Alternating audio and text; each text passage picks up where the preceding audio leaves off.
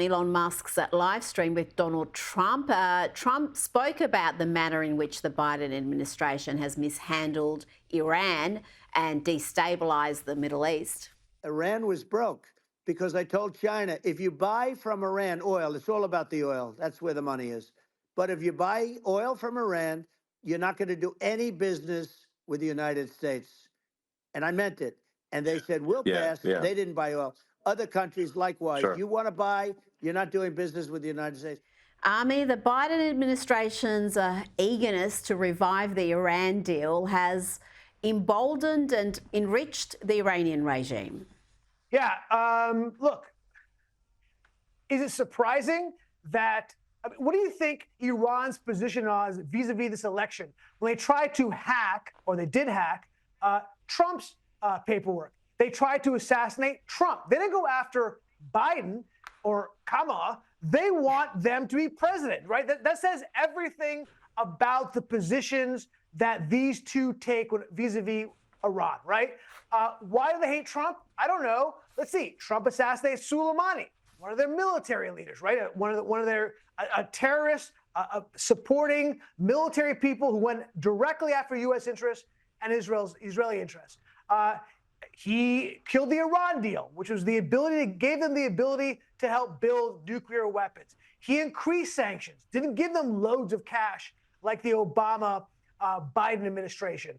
Increased economic pressure on the country. Look, this is why we can see what's going on when it comes to Biden and Iran, Trump and Iran, and I think what will be Kamala and Iran. And also, let's not forget, just by the way, that after Iran sent over 300 missiles and drones in one of the great attacks on Israeli sovereignty and territory of all time, what did President Biden do? He said to Israel, you better not react to this, otherwise you will lose my support. Yeah. Could you imagine a President Trump say that to Israel?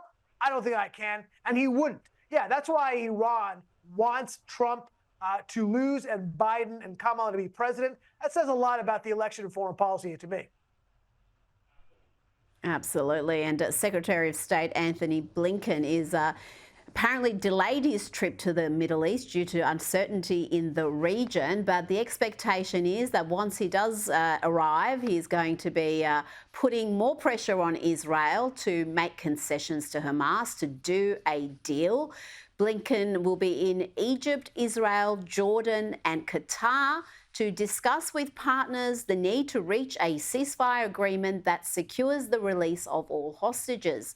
That's a statement from the State Department spokesperson Matthew Miller. Ami, how should Israel respond to this renewed pressure to make concessions and do a deal?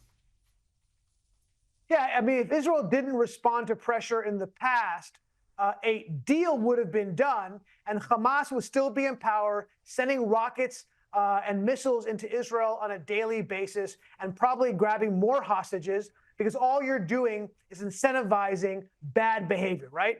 I mean, look, macro and micro behavior are very similar. When you teach a kid that it can get away with an inch, that kid's gonna take a mile. The same thing goes with terrorist organizations. And unfortunately, that's the situation that they're trying to put Israel in. And frankly, look, I think, again, to go back to Kamala and how she would respond to this kind of behavior and how she would respond to Israel, look, she was giving a speech recently, and the chants of Genocide Joe were raising up from the audience, and her response was not, hey guys, this is ridiculous, this is immoral, shut the hell up. She said, look, if you want Trump elected, then that's what you gotta do, continue these chants. That's the way she handled it. That's the way she's gonna handle Israel and Hamas going forward. Be prepared. Appeasement, yes. And to Hunter Biden, we've got newly released records and interviews revealing that Hunter Biden sought assistance from the US government for the Ukrainian gas company Burisma, who were eyeing up a potentially lucrative energy project in Italy. This is while Joe Biden was vice president.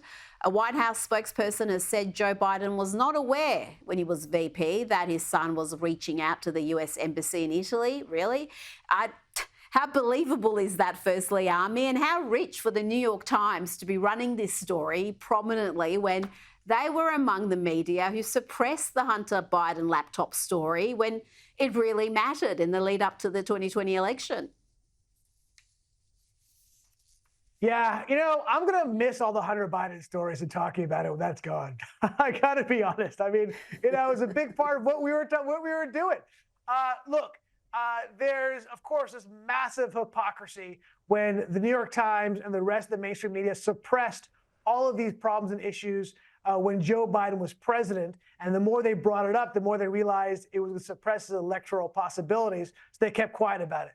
But now that Joe Biden is no longer running for president, hey, we might as well tell the truth and talk about the reality of what's going on. So now you're seeing these stories come out because Kamala is running and not Joe Biden. It's gross. It's transparent. It's obvious. I can't believe, look, if I were them, I would just ride on that wagon of saying, hey, let's just suppress it, leave it alone. Why bring up now? It just highlights your hypocrisy and your failure to live up to your responsibilities before. But hey, you know what? I guess better late than never, right? Yeah, better late than never. Ami Horowitz, thank you for your time this evening. Always a pleasure.